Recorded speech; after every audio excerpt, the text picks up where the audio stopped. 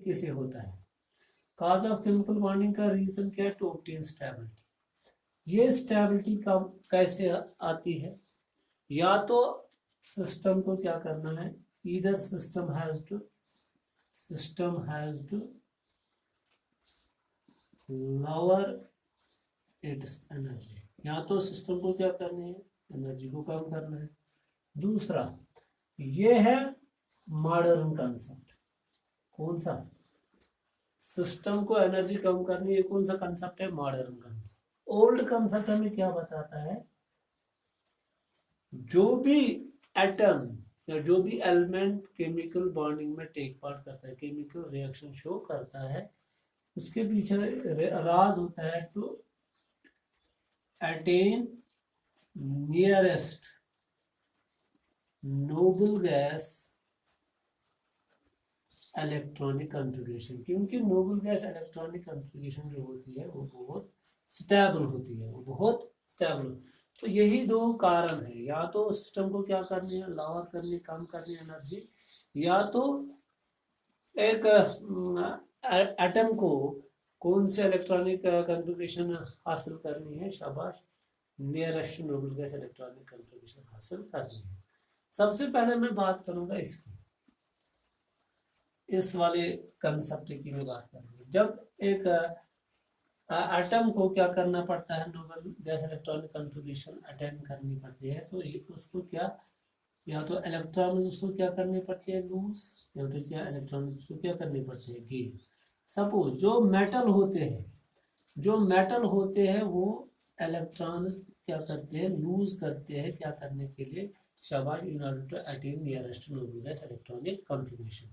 जो non metals होते हैं वो क्या करते हैं, वो इलेक्ट्रॉन क्या गेन करते हैं, क्या करने के लिए, in order to attain nearest noble gas electronic configuration.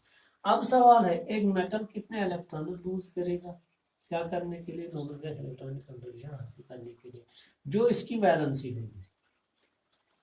और जो नॉन मेटल होगा वो कितने इलेक्ट्रॉन्स गेन या लूज करेगा, तो वो इसकी क्या होगी, शाबाश, वो भी इसकी क्या, शाबाश, वैलेंसी होगी। जितनी वैलेंसी होती है उतनी गेन किए जाते हैं इलेक्ट्रॉन्स, या उतनी इलेक्ट्रॉन्स क्या लूज किए जाते हैं, क्या करने के चक्कर में, शाबाश, nearest noble gas electronic configuration हासिल करने के चक्कर में।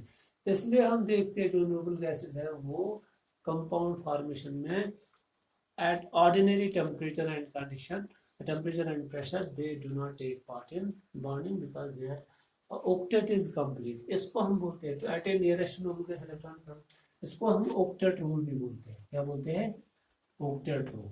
क्योंकि हर कोई चाहता, नोबल गैसेस में हर एक का ऑक्टेट कंप्लीट है, हीलियम के बगैर, हीलियम का डुप्लेट कंप्लीट है।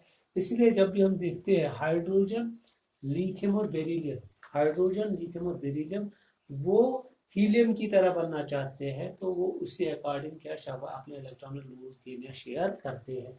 इसी तरह तो ये nearest noble gas electronic gas configuration attain करने के लिए या तो इलेक्ट्रॉन यूज करने हैं या तो इलेक्ट्रॉन गेन करने हैं।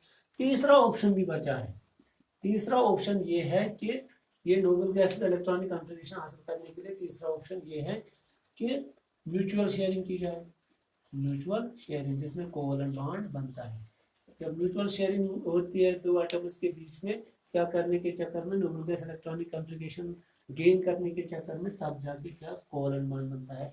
जब इलेक्ट्रॉन लूज या गेन हो जाते हैं तब कौन सा बॉन्ड बनता है, शाबाश, तब जिसको हम क्या बोलते हैं, आयोनिक बॉन्ड बनता है।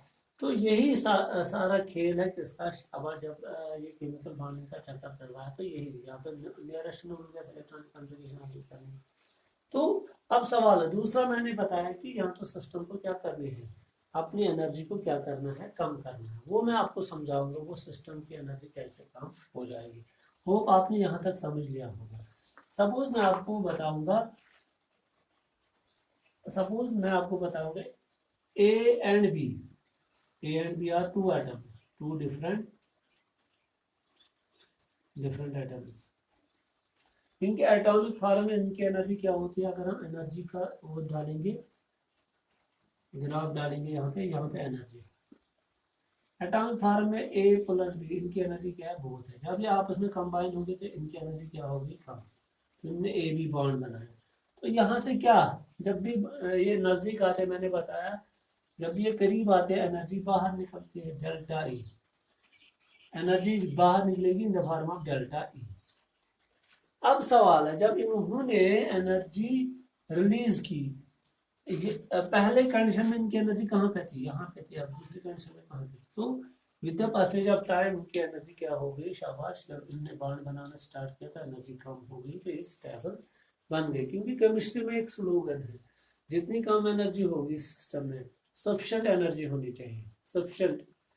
उससे जब एक सिस्टम अपनी एनर्जी लूज करता है, वो एक सफिशिएंट एनर्जी लूज करता है। ये नहीं कि वो सारी एनर्जी लूज करेगा, क्योंकि एक सिस्टम के पास भी खुद की कुछ एनर्जी होनी चाहिए। दैट इज मैंने डिफिनेशन में लिखवाया था। तो वो सिस्टम ऑफ एटम्स क्या करते हैं, जब भी वो आपस में नजदीक आते हैं, they decrease their energy by sufficient amount. तो वही आपको यहाँ पे भी याद रखना है। तो देखा गया है जो मेटल है, या जो मेटेलिक बॉन्ड होता है, कोवलेंट बॉन्ड होता है, या आयनिक बॉन्ड होता है, जिसके बीच में metallic, covalent and ionic bond, जो मैंने वो पहले 3 उसमें लिखवाए थे, या कोऑर्डिनेट बॉन्ड भी उसमें आता है, मेटेलिक, कोवलेंट, आयनिक या कोऑर्डिनेट बॉन्ड। उनमें जो ये एनर्जी बाहर निकलती है वो क्या होती है, ग्रेटर और इक्वल टू 100 किलो जूल पर मोल।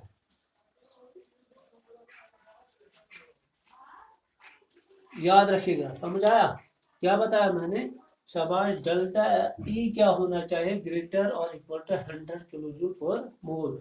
जब भी क्या ए और बी क्या आपस में, ये मैंने एक रफ आइडिया आपको दे दिया कि देखा गया है कि जो मेटेलिक बॉन्ड होता है, आयनिक बॉन्ड होता है, और कोवलेंट बॉन्ड और कोऑर्डिनेट बॉन्ड होता है, वहां पे इतनी एनर्जी क्या शाबाश रिलीज होती है, कम से कम। दैट मीन्स जो सफिशिएंट अमाउंट होती है, या तो इससे ज्यादा होगी या तो इक्वल टू दिस, इससे कम नहीं होनी चाहिए। तो ये आपको यहाँ पे समझना है। यहाँ मैं आपको और एक तरीके से समझाऊंगा। सपोज पोटेंशियल एनर्जी का कंसेप्ट मैं समझाऊंगा आपको यहाँ पे कि कैसे वो क्या शाबाश कम होती है। सपोज मैं लूंगा यहाँ पे 2 एटम ए और बी, ये इनफाइनाइट डिस्टेंस पे है। इनफाइनाइट डिस्टेंस मतलब क्या हो गया, ये बहुत दूर है। अगर हम पोटेंशियल एनर्जी की इक्वेशन को देखेंगे, पीई वो किसके बराबर, के Q1 Q2 divide by are, यहाँ पे आर स्क्वायर नहीं है। तो जब आर आर क्या होता है, डिस्टेंस बिटवीन द 2 एटम्स, क्योंकि इसके पास चार्ज क्या होगा, सपोज Q1, इसके पास क्या होगा Q2। समझाने की मैं आपको बात कर रहा हूँ, क्योंकि हर एटम के पास चार्ज होता है। ये अलग अलग है, तो मान लो ये अपोजिट चार्जेस है यहाँ पे। तो आर क्या है इनके बीच में, सपोज ये क्या है, इनफाइनाइट है। जब ये इनफाइनाइट होगा, आर इक्वल टू इन्फिनिटी पे क्या होता है, पोटेंशियल एनर्जी क्या बन जाती है, वो 0 बन जाती है। समझ लेना। अब क्या होता है, जब हम इनको क्या लाएंगे, जब ये आपस में क्या नजदीक आने की कोशिश करेंगे, ये अप्रोच करेंगे क्या शाबाश नजदीक आने की, तो आपको ये समझना है, इसके पास भी न्यूक्लियस है ना, इसके पास भी क्या है, न्यूक्लियस, इसके पास भी इलेक्ट्रॉन्स हैं, इसके पास भी क्या है, इलेक्ट्रॉन्स। न्यूक्लियस का चार्ज पॉजिटिव होता है, इलेक्ट्रॉन्स का चार्ज नेगेटिव होता है। यहाँ पे भी पॉजिटिव और यहाँ पे क्या है, नेगेटिव। इतना आपने समझ लिया। सपोज इसका न्यूक्लियस में Na से रिप्रेजेंट करूंगा, इसका वो इलेक्ट्रॉन्स वो Ea से रिप्रेजेंट करूंगा, इसका किससे रिप्रेजेंट करूंगा, Nb से, और इसका Eb से। समझ आ रहा है। जब ये आपस में अप्रोच करेंगे, जब ये आपस में अप्रोच करेंगे तो क्या हो जाएगा, सपोज ये भी पॉजिटिव है, ये भी पॉजिटिव है, तो ऐसे हो जाएगा ना, Na जब Nb आपस में अप्रोच करेगा तो क्या हो जाएगा, रिपल्शन। इनके दोनों सिमिलर है, इनके लाइक चार्जेस। इसी तरह Ea और Eb जब आपस में क्या करेंगे, शाबाश अप्रोच, तो क्या हो जाएगा, रिपल्शन। मगर यहाँ पे चांसेस ये भी है, क्या एन ए इसके इलेक्ट्रॉन्स को जब ये आपस में आएंगे तो ये इसको भी, इसका इस पे भी अप्रोच होगा, तो उस टाइम क्या हो जाएगा, जब एन ए और ई बी आपस में नजदीक आए तो क्या हो जाएगा, अट्रैक्शन। इसी तरह जब एन बी और शाबाश ई ए, तो वहां पे क्या हो जाएगा, अट्रैक्शन। होप आपने अंडरस्टैंड किया होगा मेरे कहने का मतलब क्या है, कब रिपल्शन होगी। और तो दैट मीन्स जब भी दो atoms, whenever two atoms try to approach each other, जब भी वो आपस में नजदीक आने की कोशिश करते हैं तो वहां पे रिपल्सिव फोर्सेस भी जनरेट होते हैं और अट्रैक्टिव फोर्सेस भी जनरेट होते हैं। अब सवाल है, मसला यहाँ पे ये है, जब दोनों फोर्सेस वजूद में आएंगे, एग्जिस्ट करेंगे, तो दोनों फोर्सेस